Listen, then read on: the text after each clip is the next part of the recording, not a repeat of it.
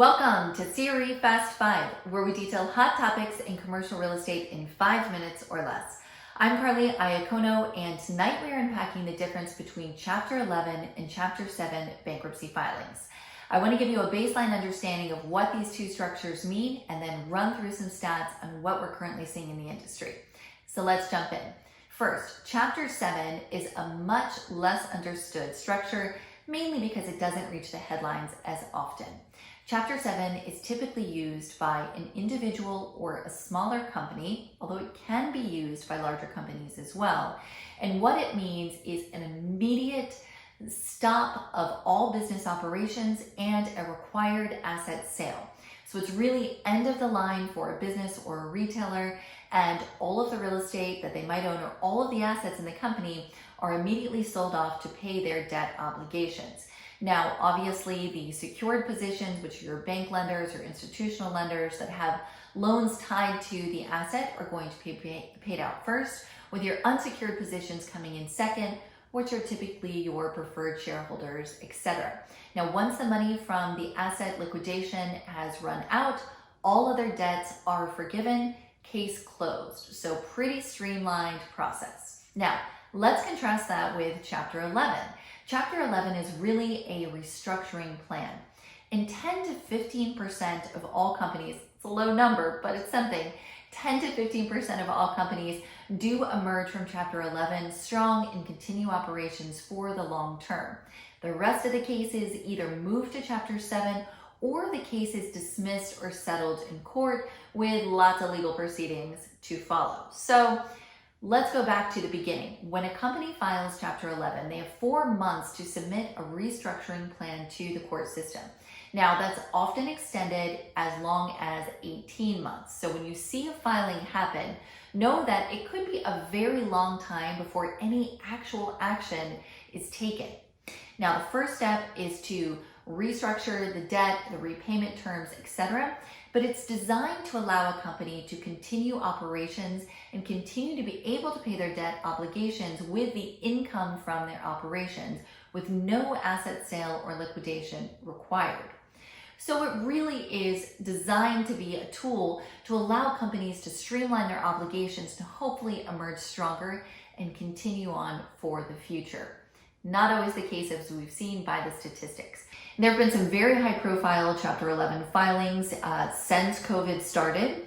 We have Modell's, JCPenney's, Tuesday Morning, Gold's Gym, Neiman Marcus, J. Crew. Those were some really big ones that have happened from March to June right now of this year.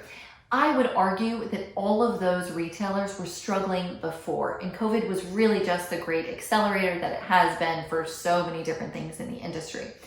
So what we're going to see, I think, are more of these bankruptcy filings for companies that are either over-leveraged or they have an outdated business model that is not taking an omni-channel approach, that is not adapting to consumer sentiment, etc. So there will be more, but I don't think we're going to have a ton of surprises on the list. Now, some people are estimating up to 25,000 stores will close in 2020, astronomical number.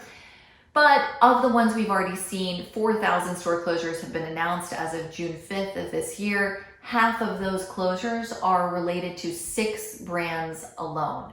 So half the closures already announced are only attributable to 6 brands. And some of these are in Chapter 11 and some are not.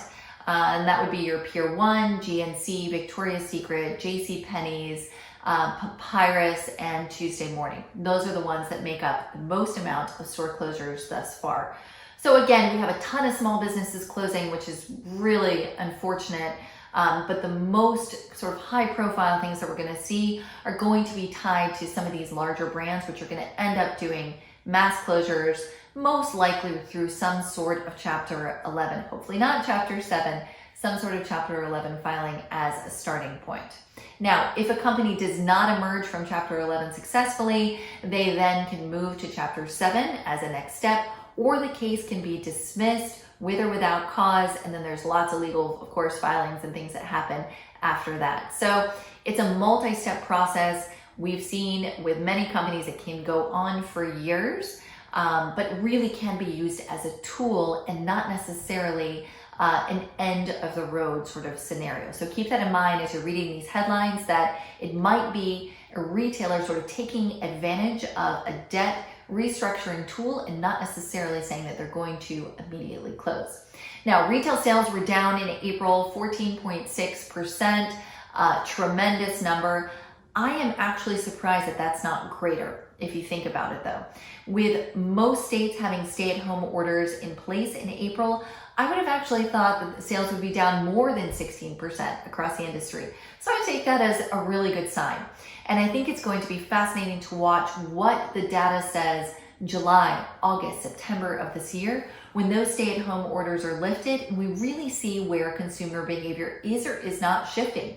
What are our trends for the future going to look like? Was this a temporary blip due to shutdown, or are more things going to go online in an increasingly fast fashion, or are we going to go back to our in-store shopping? Nobody really knows right now. We have lots of predictions, but the data is going to be very interesting to watch come the end of the summer. Keep all these points in mind as you're reading the headlines. Know that it's constantly evolving.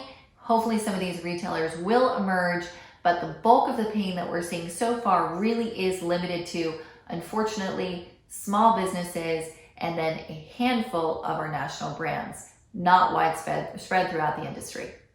That was CRE Fast Five. I'm Carly Iacono. I look forward to seeing you again soon.